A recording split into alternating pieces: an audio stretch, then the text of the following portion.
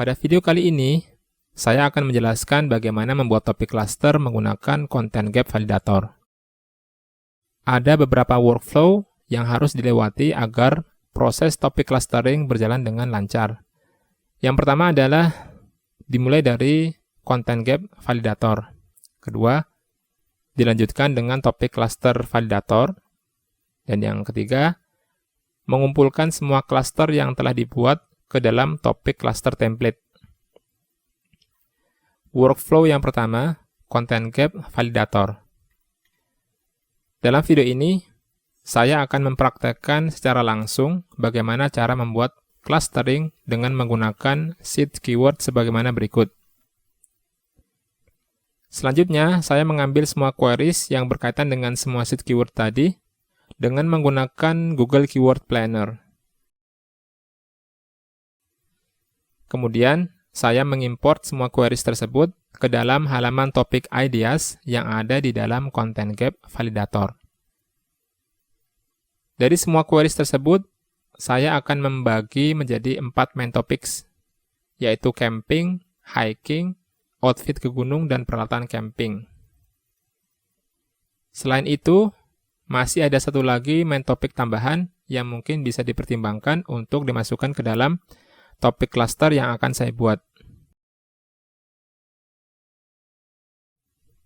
Basic information. Sebelum membuat topik cluster, teman-teman diharuskan untuk mengisi terlebih dahulu semua data yang ada di halaman basic information. Pertama, website atau domain utama di mana konten website teman-teman berada. Kedua, tanggal dibuatnya topik cluster. Ketiga, seed keywords untuk mencatat beberapa queries yang dianggap penting dan teman-teman ingin melakukan riset ke tahap yang lebih advance. Keempat, topics atau subtopics yang akan menjadi pilar page atau main topic dari cluster yang akan dibuat. Kelima, agreement. Disarankan agar teman-teman membaca EULA yang telah saya buat sebelum menggunakan Content Gap Validator. Jika sudah, teman-teman bisa lanjut ke halaman ketiga, yaitu topik ideas. Dalam membuat topik cluster menggunakan Content Gap Validator, ada beberapa hal yang perlu untuk diperhatikan agar proses clustering menjadi lebih mudah. Yang pertama, duplicate queries. Teman-teman bisa melakukan cek untuk beberapa queries yang dianggap duplikat yang ditandai dengan sel berwarna hijau.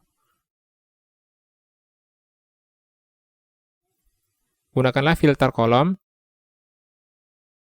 dan urutkan berdasarkan warna. Setelah itu, dapat teman-teman hapus dengan klik kanan pada baris angka di sebelah kiri, kemudian pilih delete. Yang kedua, exclude queries. Sebelum teman-teman membuat topik cluster, teman-teman perlu untuk mengeliminasi beberapa queries yang dianggap tidak penting.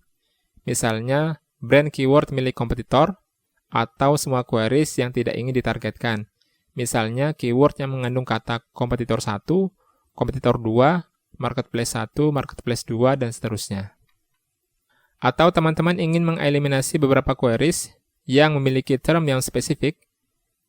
Misalnya, tidak ingin menggunakan keyword yang mengandung kata jual, harga, murah, sewa, dan yang lainnya. Teman-teman juga dapat menggunakan regex untuk mencari susunan kata yang mengandung angka atau queries tertentu yang diawali dengan harga dan diakhiri dengan kata murah.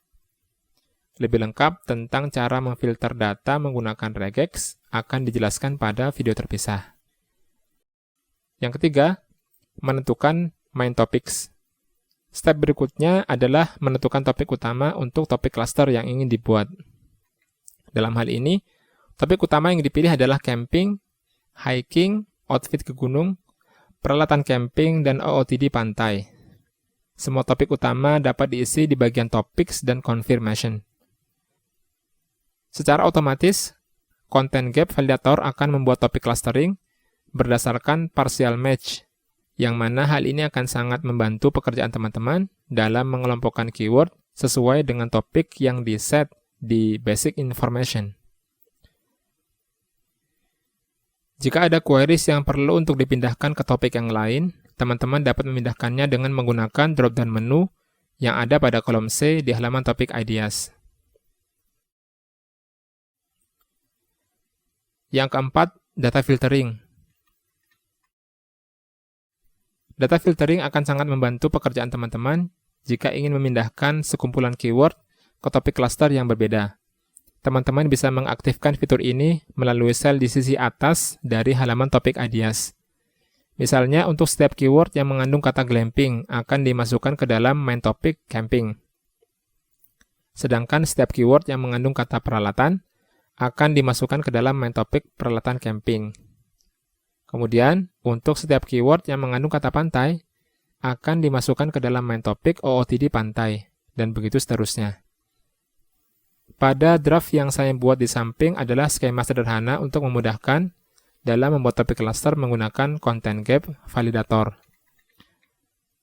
Teman-teman bisa membuat konsep yang lebih bagus dari skema yang saya buat ini, agar topik cluster teman-teman memiliki struktur yang lebih baik. Sebagaimana yang sudah saya sebutkan sebelumnya, bahwa saya akan membuat topik cluster dengan 5 main topics, yaitu camping, hiking, outfit ke gunung, peralatan camping, dan OOTD pantai. Pada baris include 1, 2, dan seterusnya adalah daftar keyword yang akan saya tambahkan ke dalam main topik, di mana include 1 akan menjadi bagian daripada topik 1, include 2 menjadi bagian dari topik 2, dan begitu juga dengan include 3, 4, dan 5.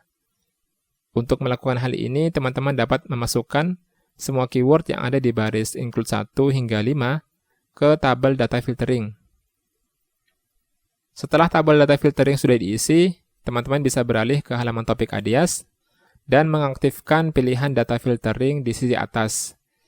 Selanjutnya, pilih drop-down menu di kolom C untuk memindahkan satu atau beberapa keyword kepada topik cluster yang diinginkan. Teman-teman juga bisa memindahkan dengan cepat beberapa cluster secara bersamaan dengan menggunakan filter kolom yang ada pada sel B3. Pilih clear, kemudian beri centang untuk keyword yang diinginkan, lalu tambahkan ke cluster atau main topik sesuai dengan pertimbangan dari teman-teman.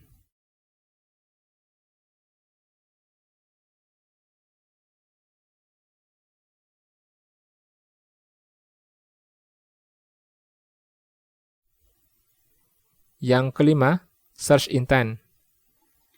Sebisa mungkin teman-teman mengerjakan step kelima ini jika proses topik clustering benar-benar sudah selesai dan tidak ada additional queries yang perlu ditambahkan ke dalam topik Ideas. Tujuannya adalah agar proses kerja teman-teman dapat berjalan dengan lancar dan tidak banyak mengulang beberapa step sebelumnya. Misalnya, jika terjadi perubahan di luar dugaan pada struktur topik cluster yang sedang dibuat. Teman-teman juga bisa memanfaatkan fitur data filtering untuk mengelompokkan search intent dengan cepat berdasarkan term pada beberapa keyword. Misalnya, untuk setiap keyword yang mengandung kata jual, harga, dan murah dimasukkan ke dalam transactional intent. Sedangkan setiap keyword yang mengandung kata terbaik atau rekomendasi dimasukkan ke dalam commercial search intent.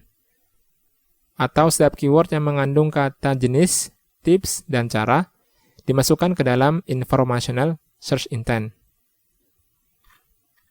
Jika teman-teman ragu apa jenis search intent untuk keyword tertentu, maka teman-teman bisa klik di bagian SERP untuk melihat layout pada hasil pencarian Google. Atau jika ada salah satu keyword yang dianggap tidak perlu untuk menjadi bagian daripada topik cluster ini, maka teman-teman bisa menandainya dengan pilihan OK. Jika teman-teman sudah menyelesaikan kelima step ini, yang dimulai dari memeriksa duplikat queries, exclude queries, main topics, data filtering, dan search intent, maka teman-teman bisa berpindah ke halaman topik cluster yang ada di halaman kedua dari Content Gap Validator untuk melihat hasilnya. Penjelasan lebih lengkap tentang halaman topik cluster akan dibahas pada video selanjutnya. Jika teman-teman memiliki pertanyaan terkait cara membuat topik cluster menggunakan Content Gap Validator, Silahkan tulis di kolom komentar. Sampai jumpa lagi di video berikutnya.